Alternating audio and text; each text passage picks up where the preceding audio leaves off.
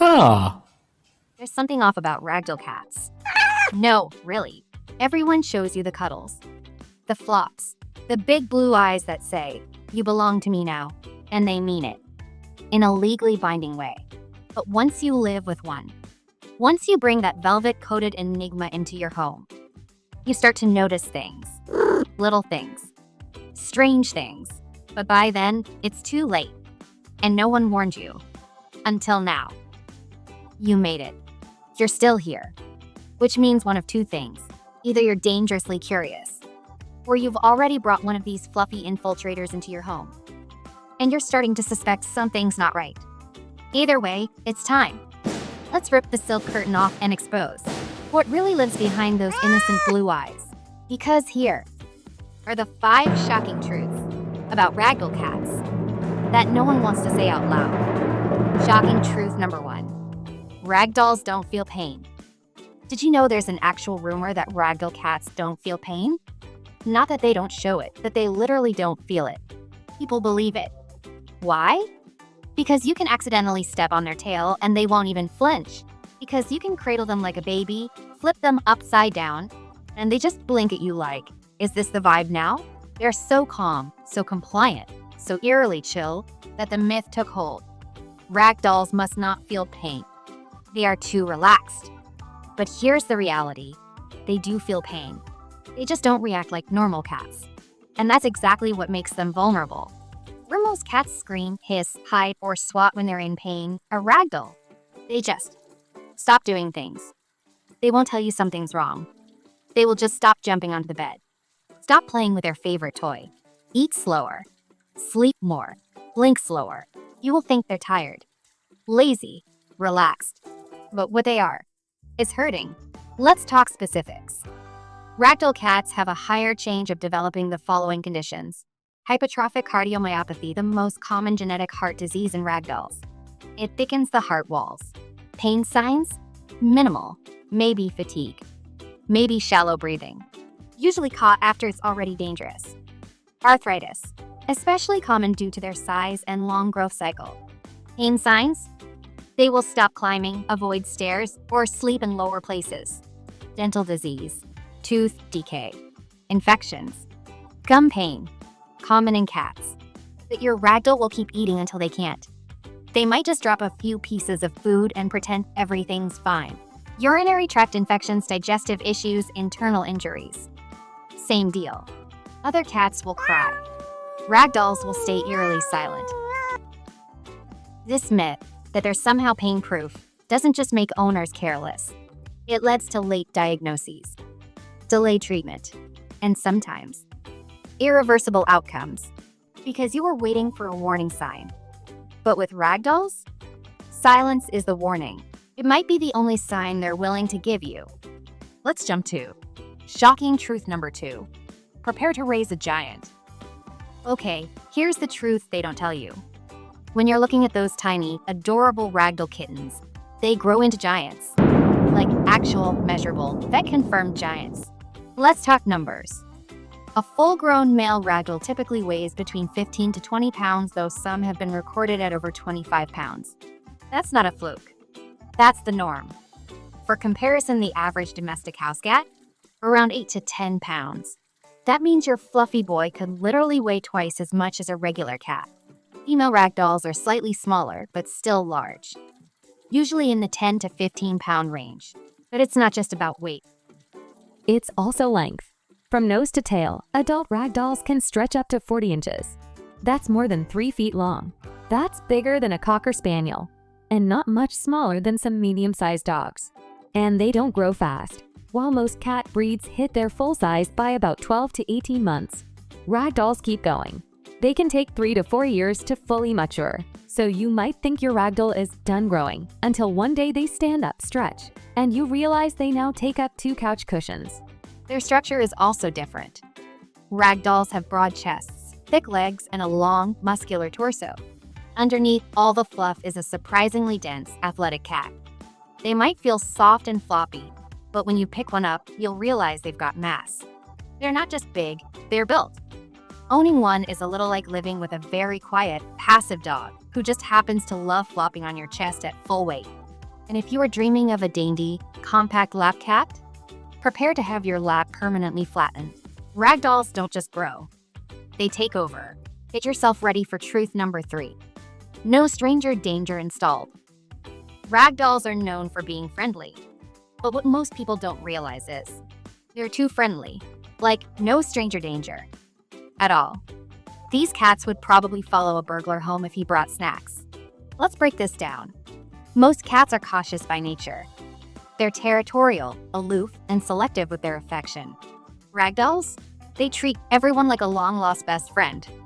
Breeders and behaviorists often describe ragdolls as having a dog-like personality. They greet visitors at the door. They follow you from room to room. And if someone new walks into your house, they won't hide. They will flop down at their feet and say, "Hello, pet me. I live here now." It's charming, but also concerning, because ragdolls lack what most animals have: a strong survival instinct. In the animal world, this is a feature. In ragdolls, it's a bug. They're not wired to be suspicious, which is cute until you realize it makes them vulnerable. If you let a ragdoll outside unsupervised, there's a good chance they will walk right up to a dog, climb into a stranger's car, get picked up by someone and not even flinch, or worse, wander off and not know how to get back. This is why nearly every expert will tell you ragdolls are strictly indoor cats, not because they can't adapt to outside life, but because they simply don't see danger. They'll trust literally anyone, even if that anyone is a predator, a wild animal, or your neighbor's toddler with sticky hands and questionable intentions. In fact, the breed was developed for its docile, trusting nature. Back in the 1960s, breeder Ann Baker selectively bred cats that were calm, affectionate, and relaxed, and the result was the ragdoll. But that selective breeding came at a cost. They didn't just get relaxed, they got passive. To the point where some ragdolls won't even react when they're uncomfortable. So while it's adorable that your ragdoll loves everyone, it's also your job to protect them from everything. They're sweet. They're affectionate. They're the friendliest cat you will ever meet. And that's the problem. They don't know how to protect themselves because in their eyes, the world is full of love, snuggles, and people who probably have treats. So if you adopt a ragdoll, understand this. You're not just a pet owner. You're a full-time security guard. Shocking truth number 4. Your ragdoll is a full-time stalker. There's Clingy, and then there's Ragdoll. You think you're getting a sweet, affectionate cat who likes to cuddle on the couch sometimes? No. What you're actually getting is a fluffy, wide-eyed stalker with no concept of personal space and zero respect for your privacy. Ragdolls don't just follow you around. They shadow you. Room to room. Step by step. Bathroom breaks included. Close a door? They will wait outside like a horror movie character, except cuter and louder. Go to sleep? They'll be perched on your pillow, staring, breathing, purring, monitoring. This isn't occasional affection. This is a 24/7 surveillance operation in a fur coat. And here's the kicker. They're not doing it for treats. They're doing it because they are deeply, biologically bonded to you. Ragdolls were literally bred to be emotionally dependent. Their temperament was designed for softness, trust, and loyalty. But somewhere along the way, someone turned the loyalty dial to 11 and forgot to install boundaries. They will sit on your laptop while you work. They will follow you into the shower or sit just outside the curtain like they're filing a report. They will climb into your lap the moment you exhale and stay there until your legs go numb. And if you try to leave them alone for too long, they don't just get sad. Some develop actual separation anxiety. We're talking refusing to eat, crying at the door, pacing for hours. Melodramatic flopping in visible places, like they're making a statement. Some owners come home to find their ragdoll waiting silently by the door like a soft, judgmental statue. Others report their cats meowing until they physically return to the same room. They don't just want attention. They want access. All the time. Every moment. Forever. So yes, ragdolls are affectionate. Yes, they're sweet. But let's not sugarcoat it. You're being watched. Constantly. By a purring, emotionally fragile stalker who thinks you belong to them. And you do. You just didn't read the fine print. And finally, but definitely not less shocking, truth number 5. Fur explosion. Let's talk about the fluff fallout. Because yes, ragdolls are stunning. long, flowing fur. Silky, soft coats. Like living clouds that decided to nap on your furniture. But what no one warns you about is this. That luxurious coat. It's a weapon of mass destruction. And by destruction, we mean shedding. Everywhere. Always. Let's break down the fur facts. Ragdolls have semi-long coats. Not quite as thick as a Persian, but not short-haired either. Their fur is single-layered, which means they technically don't have an undercoat. And yes, that does make them less prone to matting and heavy seasonal shedding. But don't let that fool you. They still shed. A lot. Especially in spring and fall, the classic coat blowout seasons, but also randomly, whenever they feel like it. You'll find it on your clothes, in your coffee, on your toothbrush, and somehow inside your phone case. Owning a ragdoll means you'll develop a lint roller dependency and a deep, personal relationship with your vacuum cleaner. And grooming? It's not optional. Unless you want tumbleweeds of fur rolling across your floors like a Western showdown. Most ragdolls need to be brushed 2 to 3 times a week, minimum. Daily if you want to keep the fluff from forming little dreadlocks on their belly and behind the legs. 2 favorite spots for sneaky matting. And that's not all. Their coat also traps dust, litter, and leaves. You name it. Oh yes, they're beautiful. But they're also high-maintenance royalty, and you're their unpaid stylist. And don't even think about skipping a grooming session. They'll shed more.